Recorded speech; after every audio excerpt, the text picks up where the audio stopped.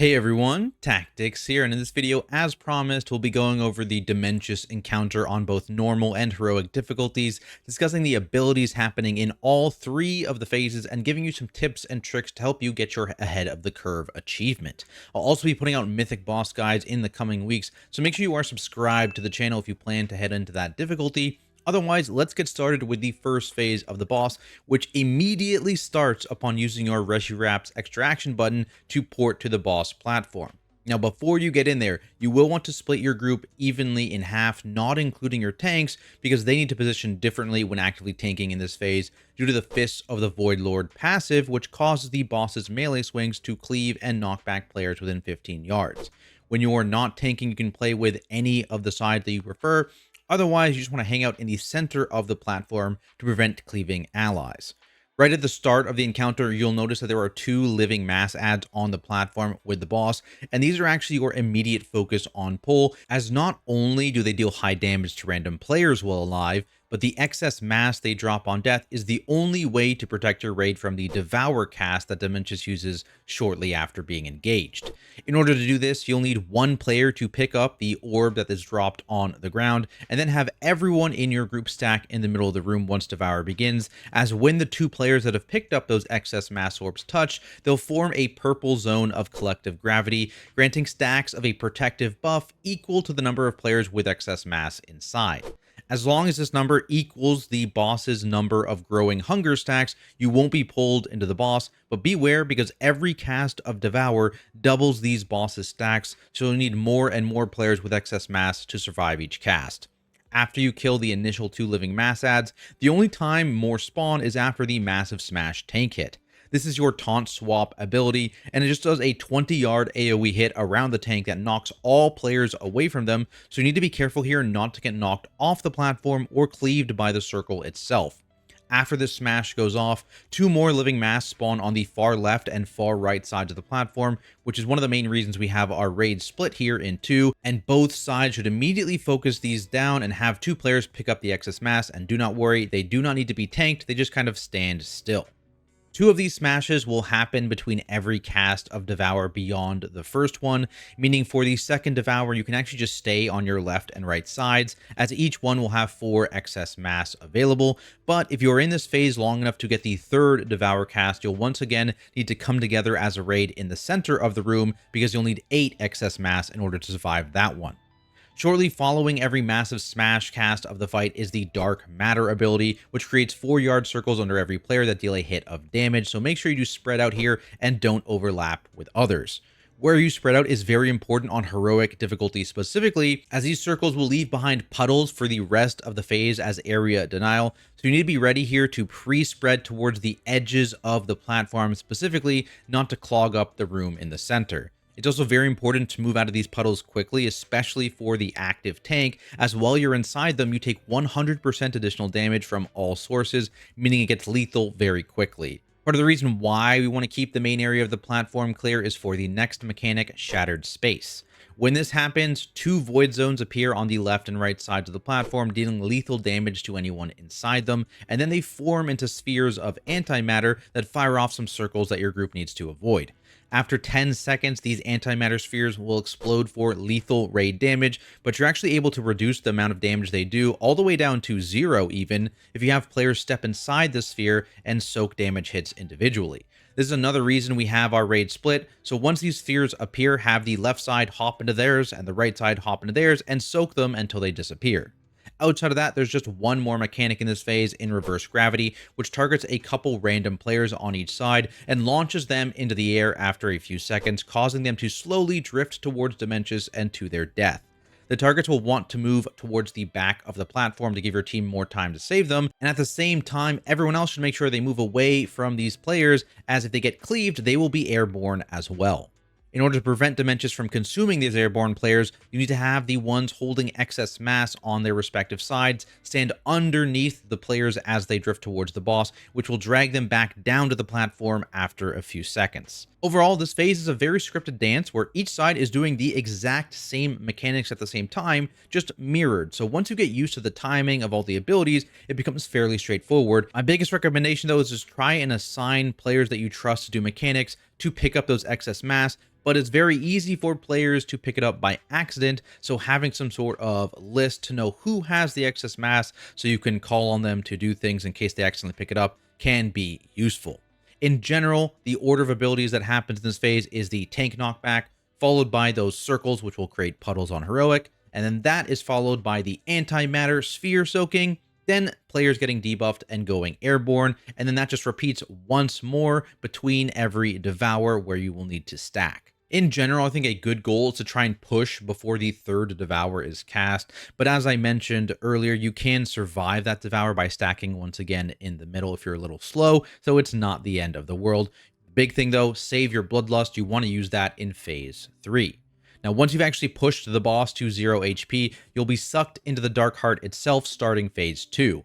In this phase, you'll be dragon riding between 2 different platforms as a raid, so hopefully you've been practicing. You'll gain the Soaring Reshi buff, allowing you to mount up, and you actually need to make sure that you constantly refresh this buff by flying through the rings, as if you lose it, you will instantly die. These rings also show you a relatively safe path to the next platform, so it's a good idea to follow them regardless. Of course, there are several obstacles in the way, including asteroids and walls of rock, black holes, and even Dimensius himself shooting a giant beam of energy, so keep an eye out for these things and make sure you're dodging. On top of these obstructions, there's also a few positive buffs hidden around in stellar cores, which are these voidy orbs that a player can fly through in order to pick them up, causing them to deal a hefty hit of damage to the platform mini-boss whenever they land. It can be quite useful to keep an eye out for these. There is always one of these orbs located beneath each of the 2 platforms, so you can assign one player to quickly go down, swoop, and pick this up for a bit of a damage boost. As for the platforms themselves, they are almost the exact same, except each mini-boss has one signature ability. Starting with these similarities, shortly after landing, the mini-boss will spawn some Void Wardens in a cross formation, dividing the platform into 4 quadrants. These mobs are untankable, just like the Living Mass in Phase 1, and serve as area denial, as they'll apply a nasty dot and knock back anyone who gets near them. You are able to kill one Void Warden from each section of the cross, however, only one from each section, as when it gets killed, it will buff all the other nearby Void Wardens in the same line, causing them to take 99% reduced damage. Clearing a space to move between these quadrants is very important, as you'll need more room to handle both of Dimensius' abilities in this phase. The first is Extinction, where he raises one of his hands, throwing a broken world that covers about 90% of the platform, leaving a small safe space on the edge of the opposite side. This means you'll need to have someone watching the boss and seeing which hand gets raised, and then they can call for you to quickly move. Sometimes that's the side you're already on, but sometimes it's a side through a Void Warden wall, so no matter what happens when that Void Warden wall spawns, you want to make sure that you kill one quickly that will allow you to move horizontal along the platform in case the side you are on isn't safe. Following Extinction, the boss will channel Gamma Burst, dealing ticking damage and doing a heavy pushback away from Dimensius himself. So after you've gone through to your safe spot, you now need to kill a second Void Warden, blocking you from the quadrant that you will get pushed back into. To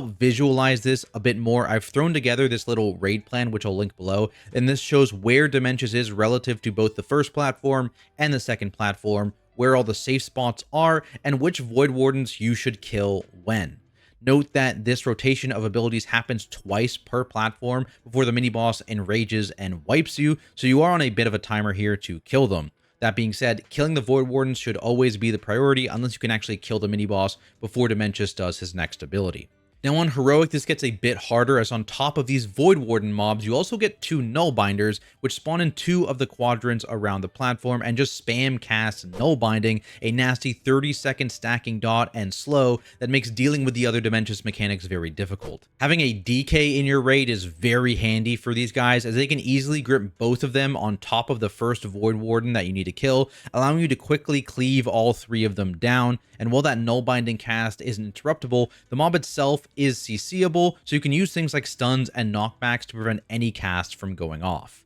As for the mini-boss abilities, tanks want to swap around 5 or so stacks of the Touch of Oblivion dot. You can go higher if you want, but just be careful, as it will instantly kill you at 15 stacks. Positioning of these guys is also important for their unique abilities, particularly on Heroic difficulty. On the first platform is Artosian, who has the Mass Ejection frontal line attack, so just point this towards Dimensius safely away from your group and step out of the effect yourself. On platform 2, you've got Pargoth, and his ability is Stardust Nova, which does an AoE around the mob, so make sure you pull him away from the first Void Warden you want to kill every set, as that's when this ability tends to go off, and you want to make sure your melee has uptime. On Heroic, both of these abilities are further empowered, leaving behind puddles that heavily slow anyone inside of them as long as you're on that platform. So because of this, you want to try and bring these mobs towards the edge of the platform, again, closest to DIMENSIUS, before they cast either of their abilities, just to minimize the amount of space taken up by these nasty puddles.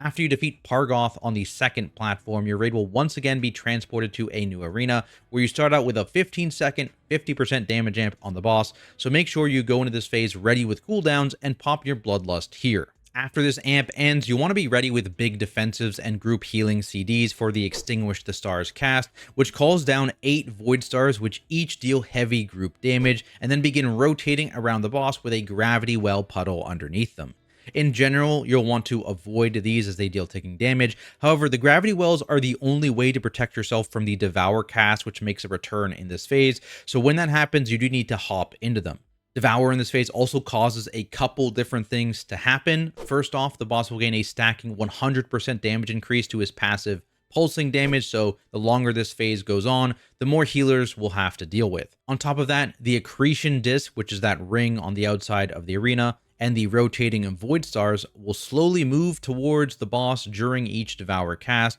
drastically reducing the space you have and making some of the other boss abilities harder to deal with. One of those abilities is the Shadow Quakes, which are 3 rings that spawn evenly spaced out around the room and shoot a shockwave across the platform in a staggered fashion. When this shockwave passes over you, you just take some damage and gain a short 3-second vulnerability to that damage, meaning if you get hit by a second ring before this debuff expires, you are likely dead unless you have a major defensive running. To handle this, I recommend running towards the first circle that spawns. You let that cross you very quickly, and then you can move slightly towards the second circle that spawns, not letting that hit you until that debuff has fallen off. Finally, you can run away from the third circle that spawns, again eventually allowing it to hit you, but once your debuff has fallen off. You can also cheese this mechanic with magic immunities like AMS from DKs or Bubble from Paladins, plus you can use ports like Transcend or Alter Time to actually avoid them entirely as well. This ability can get a bit tricky for the active tank, as they'll need to be spread away from the raid again in this phase because the Fists of the Void Lord cleave is returning. For this tank specifically, my recommendation is to stand near the second Shadow Quake spawn, and then you pop a large defensive as you'll be hit by both the first and second Quakes around the same time, which is survivable damage if you have something as a tank. From there, as long as you run away from the third Quake and you don't let that refresh your debuffs, you are totally fine, because that third stack is quite scary. Alternatively, some tank specs have those immunes or ports that I was talking about, so if you are one of those specs, you can hold on to those for when you're the active tank and use that to help you dodge these Shadow Quakes, as the inactive tank can just hang out with the rest of the raid and dodge them normally. Now, another mechanic that will have you moving here is Supernova, where DIMENSIUS will cause one of the Void Stars in the room to explode, dealing damage reduced by distance. So when this happens, your raid will need to rotate away from it. This also removes that Void Star from the fight entirely, instead filling that spot with a black hole from phase 2, which continues to rotate around the boss and will instantly kill anyone who touches it. So once again, the longer this phase goes on, the more of these that you'll have to watch out for, and the less Void Stars that you'll have as options to hide under for Devour. To make all of the movement in this phase a bit more annoying, random players will get debuffed with Void Grasp, heavily slowing them and dealing dot damage for the duration. These players will probably need some spot healing here, plus if you have them, it can be very nice to throw out things like movement speeds or freedom effects. Otherwise, they may need to press a defensive if it overlaps with another damaging mechanic, especially that Supernova. Finally, there's one more tank mechanic in this phase in Cosmic Collapse, which does a similar AoE around the tank. The debuff it applies here is actually a cosmic damage taken increase, meaning a lot of the unavoidable damage in this phase becomes much scarier for the duration of this debuff, so you need to be careful. On heroic difficulty, this also will actually pull all players in your raid 20 yards towards the tank that is hit, so you need to make sure that there's a clear line between the targeted tank and the stacked raid so they don't get pulled through the boss or one of the rotating black holes. Like in phase 1, this is another taunt on 1 debuff. Just make sure when you do taunt that you rotate away from the group just to prevent those melee cleaves from hitting them. In terms of general positioning in this phase, I recommend that you play stacked and together as a raid with just your active tank away from the group to prevent anyone getting hit by that cleave. This makes it a lot easier to heal, both because of stacked healing, but also because you won't have people randomly ranging your healers if you're all stacked together. On top of that, it makes positioning for that Cosmic Collapse pull-in that we just mentioned on Heroic difficulty much easier because people are only going to be gripped from one direction. The only thing to note here for the active tank specifically is you will need to be watching the raid movement to ensure there's always a gap between you and them,